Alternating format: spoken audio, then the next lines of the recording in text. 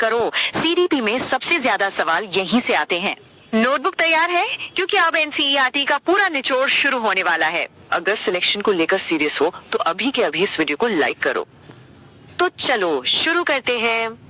सबसे पहले बाल विकास की एकदम बुनियाद को समझते हैं, वृद्धि और विकास के सिद्धांत। सच कहूं तो ये कॉन्सेप्ट्स पूरे सीडीपी की नींव है। ओके, तो इस स्लाइड पर पूरा ध्यान देखो। वृद्धि यानी ग्रोथ, ये होती है क्वांटिटेटिव, मतलब जिसे हम नाप सकते हैं, जैसे लंबाई, वजन, और एक खास बात, ये मैच्योरिटी पर आकर रुक जाती है।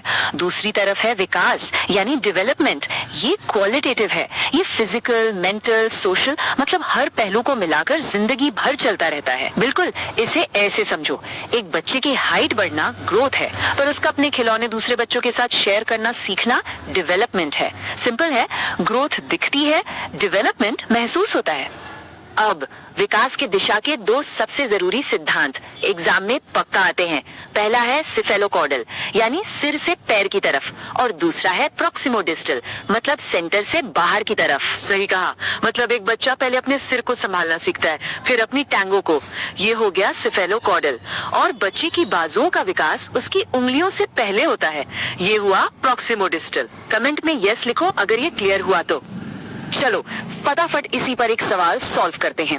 विकास का कौन सा सिद्धांत ये बताता है कि विकास शरीर के केंद्र से बाहर की ओर होता है? और आपके ऑप्शंस हैं ए सिफेलोकॉर्डल सिद्धांत, बी प्रॉक्सिमोडिस्टल सिद्धांत, सी निरंतरता का सिद्धांत, या डी व्यक्तिगत भिन्नताओं का सिद्धांत। ठीक है, अब देखो एग्जामिनर आपको फंसाता कैसे है। ऑप्शन ए सबसे बड़ा ट्रैप है। सिफेलोकॉर्डल का मतलब सिर से पैर होता है, न कि केंद्र से बाहर। ज्यादातर लोग यही गलती करते हैं। और ऑप्शन सी और डी तो डायरेक्शन की बात ही नहीं कर रहे। निरंतरता का मतलब है कि विकास लाइफ लॉन्ग है, और व्यक्तिगत भिन्नता का मतलब है कि हर किसी के विकास की स्पीड अलग होती है। तो हमारा सही जवाब है बी प्रॉक्सिमोडिस्टल। चलो अब मिलते हैं सीडीपी के सुपरस्टार से, जीन पियाजे। इन्हें बाल विकास का जनक भी कहा जाता है। इनका सबसे फेमस आइडिया था कि बच्चे नन्हे वैज्ञानिक होते हैं जो खुद अपने ज्ञान को बनाते हैं। पियाजे को समझने के लिए सबसे पहले समझना होगा स्कीमा। स्कीमा क्या है?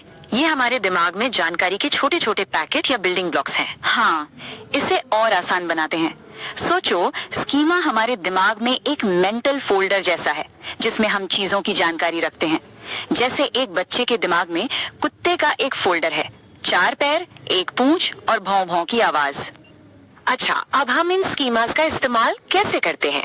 पियाजे ने 2 तरीके बताए, असिमिलेशन और अकोमोडेशन। असिमिलेशन मतलब नई जानकारी को पुराने फोल्डर में ही फिट कर देना, और अकोमोडेशन मतलब नई जानकारी के लिए या तो पुराने फोल्डर को बदलना या एक नया फोल्डर ही बना लेना। बिल्कुल सही। जैसे एक बच्चा पहली बार बिल्ली को देखकर उसे कुत्ता कहता है क्योंकि उसके पास 4 पैर वाले जानवर का एक ही फोल्डर है। ये है असिमिलेशन।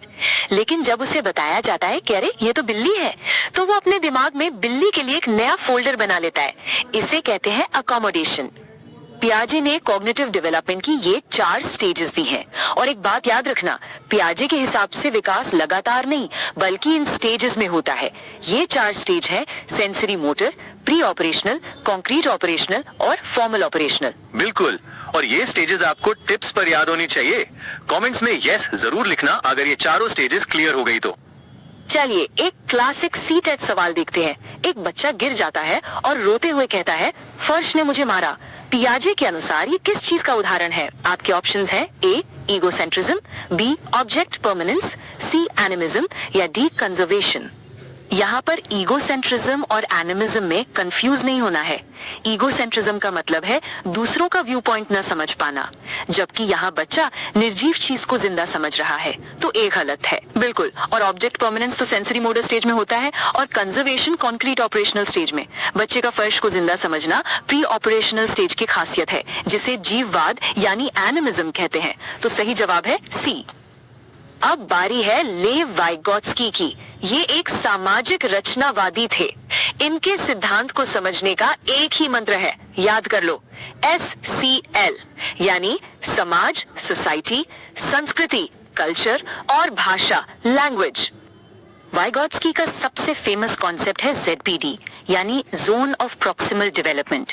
आसान भाषा में ये वो जोन या गैप है जो एक बच्चा अकेले कर सकता है और जो वो किसी की मदद से कर सकता है, उसके बीच का दायरा। बिल्कुल, जैसे एक स्टूडेंट आसान मैथ्स प्रॉब्लम सॉल्व कर सकता है, पर मुश्किल प्रॉब्लम के लिए उसे टीचर की मदद चाहिए। बस यही मुश्किल प्रॉब्लम वाला एरिया ZPD है, और इस ZPD में जो टेम्परेरी हेल्प दी जाती है उसे कहते हैं स्कैफोल्डिंग।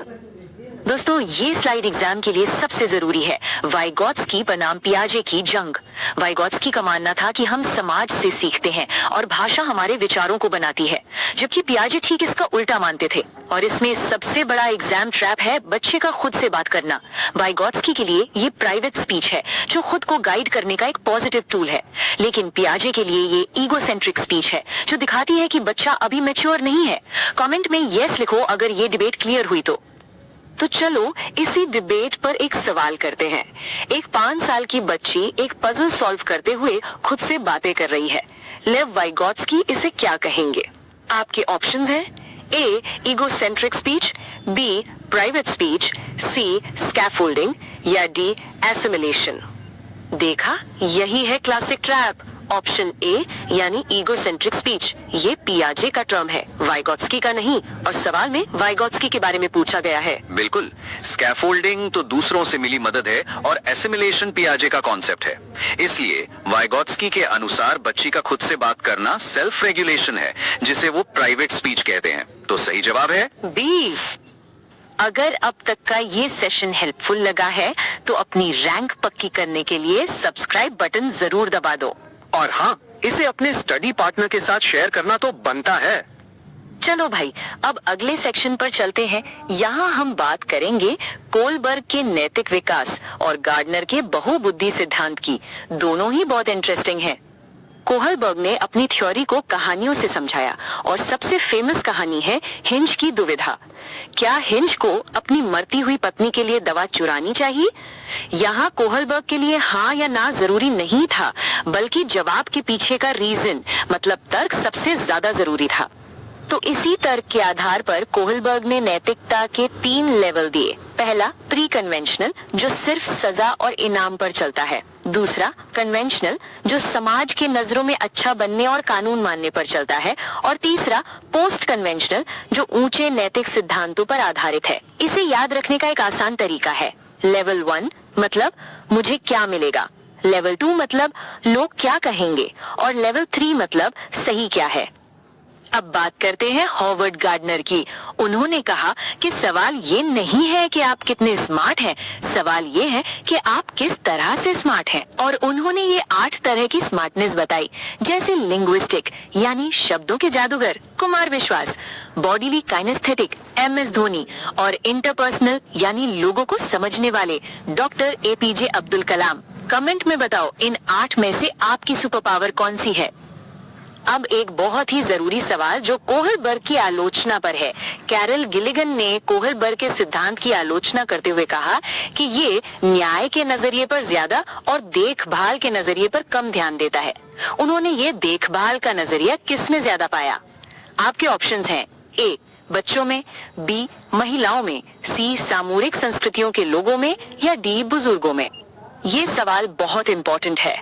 मजे की बात यह है कि कैरल गिलिगन कोहलबर्ग की ही रिसर्च असिस्टेंट थी, और उन्होंने कहा कि कोहलबर्ग का सारा रिसर्च सिर्फ लड़कों और पुरुषों पर था, इसलिए ये जेंडर बायस्ड है।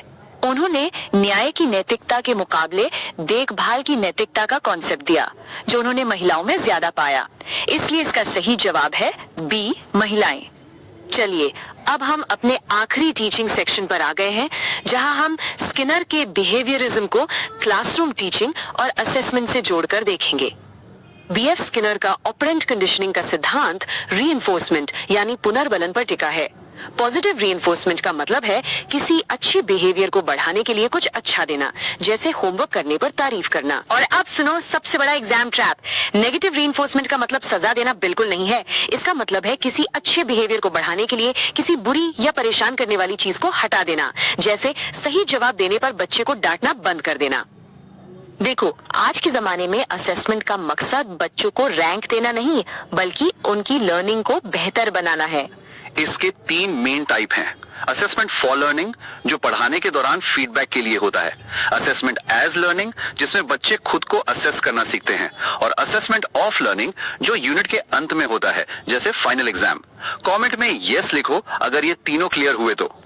चलो एक आखिरी सवाल देखते हैं जो अलग अलग कॉन्सेप्ट्स को जोड़ता है। एक टीचर स्टूडेंट्स को मुश्किल मैथ्स प्रॉब्लम में हेल्प करने के लिए एक आधा सॉल्व किया हुआ उदाहरण देती है।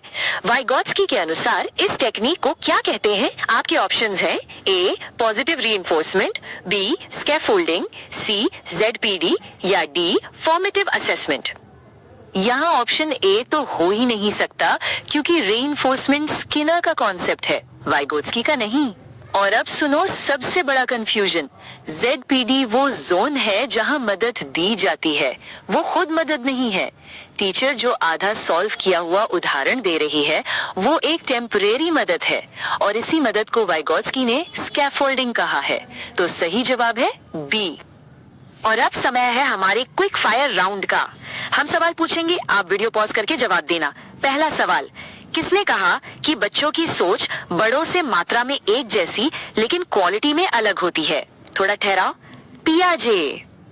दूसरा सवाल, डेवलपमेंटल स्टेजेस का सही क्रम क्या है? थोड़ा ठहराओ, प्रसव पूर्व, शैशवावस्था, प्रारंभिक बाल्यावस्था, मध्य बाल्यावस्था और फिर किशोरावस्था।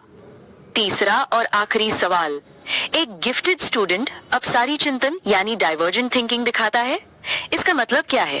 थोड़ा ठहराओ, एक ही प्रॉब्लम के कई अलग अलग और नए सॉल्यूशन सोचना। तो ये रहा पूरे CDP का एक पावर पैक्ड सारांश। चलो जल्दी से मेन पॉइंट्स को एक बार फिर से दोहराते हैं। ग्रोथ क्वांटिटेटिव है, डेवलपमेंट क्वालिटेटिव। पियाजे की 4 स्टेज हैं। वाइगोत्स्की ने ZPD, स्कैफोल्डिंग और भाषा के महत्व पर जोर दिया। कोहलबर्ग ने नैतिकता के 3 लेवल दिए। गार्डनर ने 8 तरह की इंटेलिजेंस बताई और स्किनर ने रीइंफोर्समेंट का सिद्धांत दिया। और असेसमेंट के 3 प्रकार हैं, फॉर, एज और ऑफ लर्निंग। इन सभी कॉन्सेप्ट्स को अच्छे से याद रखना, खासकर पियाजे और वाइगोत्स्की के बीच का फर्क। याद रखना, आज का रिवीजन ही कल का सिलेक्शन है। अगर हमारी ये मेहनत पसंद आई तो लाइक, सब्सक्राइब और शेयर जरूर करें। इस मेहनत को सही लोगों